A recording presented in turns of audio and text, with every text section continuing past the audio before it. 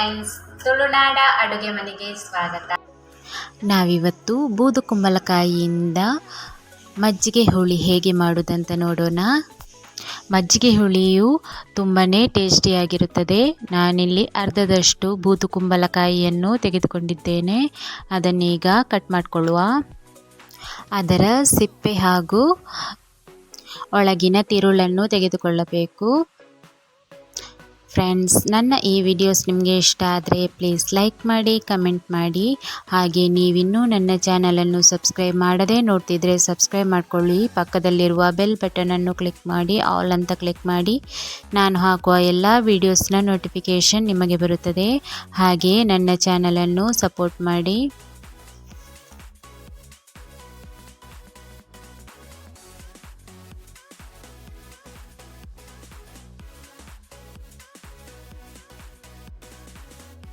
ಹೀಗೆ ಸಣ್ಣದಾಗಿ ಕಟ್ ಮಾಡಿಕೊಂಡು ನೀರಿಗೆ ಹಾಕಿಕೊಳ್ಳಬೇಕು.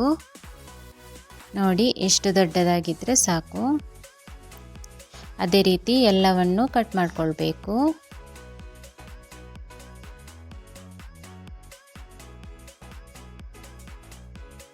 ಸ್ಟವ್ ಮೇಲೆ ಒಂದು ಪಾತ್ರೆಯಲ್ಲಿ ಸ್ವಲ್ಪ ನೀರಿಟ್ಟು ಅದಕ್ಕೆ ಸ್ವಲ್ಪ ಉಪ್ಪನ್ನು ಹಾಕಿಕೊಳ್ಳಬೇಕು. ನಂತರ ನಾವು ಕಟ್ ಮಾಡಿ ಇಟ್ಟುಕೊಂಡಿರುವಂತಹ ಬೂದು ಕುಂಬಳಕಾಯಿಯನ್ನು ಹಾಕಿಕೊಳ್ಳಬೇಕು. ಬೂದು ಕುಂಬಳಕಾಯಿಯು ಆರೋಗ್ಯಕ್ಕೆ ತುಂಬ ಒಳ್ಳೆಯದು. ಇದರಲ್ಲಿ ಹೆಚ್ಚಿನ ಪ್ರಮಾಣದಲ್ಲಿ ನೀರಿನಂಶ ಇರುತ್ತದೆ. ಇದನ್ನು ಜ್ಯೂಸ್ ರೂಪದಲ್ಲಿ ಇಲ್ಲದಿದ್ದರೆ ಪದಾರ್ಥಗಳ ಮೂಲಕ ಸೇವಿಸಬಹುದು. ಇದರ ಹಲ್ವಾ ಸಹ ಮಾಡ್ತಾರೆ, ತುಂಬಾ ರುಚಿಯಾಗಿರುತ್ತದೆ. ಬೂದು ಕುಂಬಳಕಾಯಿಯನ್ನು ಮುಚ್ಚಳ ಇಟ್ಟು ಬೇಯಿಸ್ಕೊಳ್ಬೇಕು. ಈಗ ಮಸಾಲೆಗೆ ಏನೆಲ್ಲ ಬೇಕಂತ ನೋಡೋಣ. 1 ಕಪ್ನಷ್ಟು ತೆಂಗಿನ ತುರಿ, ಹಾಗೆಯೇ 2 ಗಂಟೆ ನೆನೆಸಿಟ್ಟಂತಹ 2 ಸ್ಪೂನ್ನಷ್ಟು ಕಡಲೆಬೇಳೆ, ಸ್ವಲ್ಪ ಕೊತ್ತಂಬರಿ ಸೊಪ್ಪು, 2 ಸ್ಪೂನ್ನಷ್ಟು ಕೊತ್ತಂಬರಿ, ಚಿಕ್ಕ ತುಂಡು ಬೆಲ್ಲ, ಸ್ವಲ್ಪ ಇಂಗು, ಅರಿಶಿನ ಹುಡಿ, ಹಾಗೆಯೇ 4ರಿಂದ 5ರಷ್ಟು ಕಾಯಿ ಮೆಣಸು. ಇವಿಷ್ಟು ರುಬ್ಲಿಕ್ಕೆ ಬೇಕಾಗುವಂತಹ ಪದಾರ್ಥಗಳು.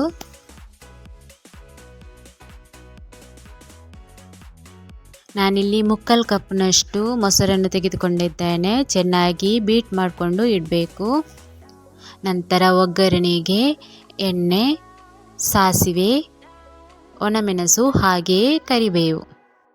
ಒಂದು ಮಿಕ್ಸಿ ಜಾರ್ ತೆಗೆದುಕೊಂಡು ಅದಕ್ಕೆ ಕೊತ್ತಂಬರಿ ಸೊಪ್ಪು, ಹಸಿಮೆಣಸನ್ನು ಕಟ್ ಮಾಡಿಕೊಂಡು ಹಾಕಬೇಕು.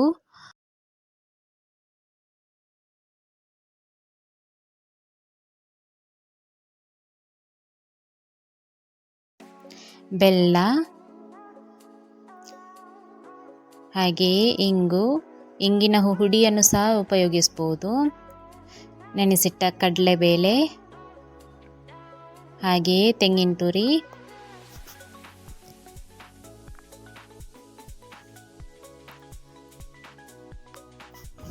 ಕೊತ್ತಂಬರಿ,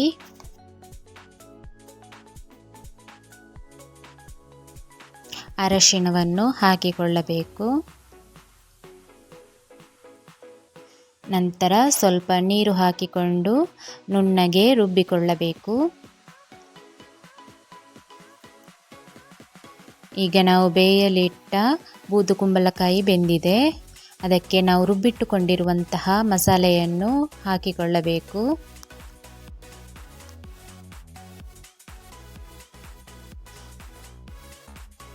ಹಾಗೆಯೇ ಸ್ವಲ್ಪ ಮಿಕ್ಸಿ ತೊಳೆದ ನೀರನ್ನು ಹಾಕಿಕೊಳ್ಳಬೇಕು. ಚೆನ್ನಾಗಿ ಮಿಕ್ಸ್ ಮಾಡಿಕೊಳ್ಬೇಕು. ಬೂದು ಕುಂಬಳಕಾಯಿ ಸೇವನೆಯು ದೇಹಕ್ಕೆ ತಂಪು ಕೂಡ. ಇದರಲ್ಲಿ ಹಲವಾರು ಸಮೃದ್ಧ ಪೋಷಕಾಂಶಗಳಿವೆ.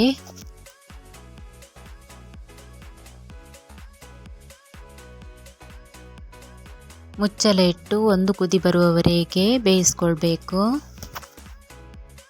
ಕಡಲೆಬೇಳೆ ಹಾಕಿರುವುದರಿಂದ ಸಾರು ಬೇಗನೆ ಗಟ್ಟಿಯಾಗುತ್ತದೆ. ಬೇಕಾದರೆ ಸ್ವಲ್ಪ ನೀರನ್ನು ಆ್ಯಡ್ ಮಾಡಿಕೊಳ್ಬಹುದು.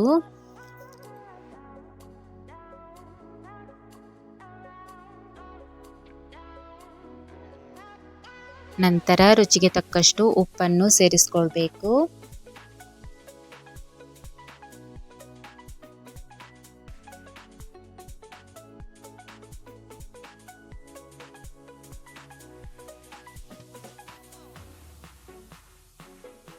ನಂತರ ಮೊಸರನ್ನು ಹಾಕಿಕೊಳ್ಳಬೇಕು.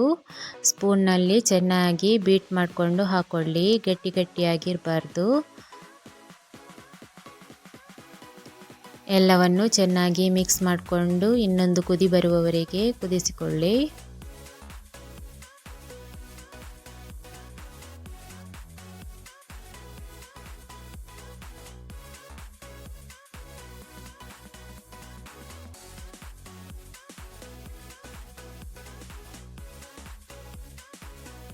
ಈಗ ಕುದಿ ಬಂದಿದೆ.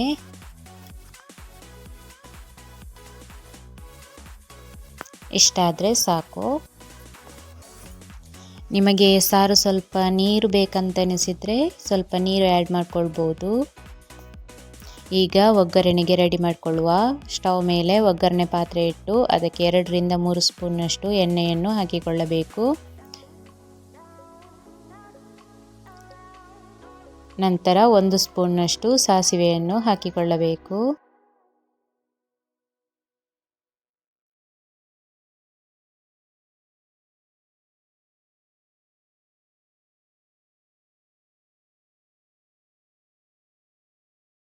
ಸಾಸಿವೆ ಚೆನ್ನಾಗಿ ಸಿಡಿದ ನಂತರ ಅದಕ್ಕೆ ಕಟ್ ಮಾಡಿಕೊಂಡಿರುವಂತಹ ಒಣಮೆಣಸನ್ನು ಹಾಕಿಕೊಳ್ಳಬೇಕು. ನಂತರ ಕರಿಬೇವನ್ನು ಹಾಕಿಕೊಂಡು ಒಗ್ಗರಣೆ ರೆಡಿ ಆಯಿತು. ಈಗ ನಾವು ರೆಡಿ ಮಾಡಿ ಇಟ್ಟುಕೊಂಡಿರುವಂತಹ ಬೂದುಗುಂಬಳಕಾಯಿಯ ಮಜ್ಜಿಗೆ ಹುಡಿಗೆ ಒಗ್ಗರಣೆಯನ್ನು ಹಾಕಿಕೊಳ್ಳಬೇಕು. ಈಗ ತುಂಬನೇ ರುಚಿಯಾದ ಬೂದುಗುಂಬಳಕಾಯಿ ಮಜ್ಜಿಗೆ ಹುಳಿ ರೆಡಿಯಾಗಿದೆ. ಇದು ಅನ್ನದ ಜೊತೆಗೆ ತುಂಬನೇ ರುಚಿಯಾಗಿರುತ್ತದೆ.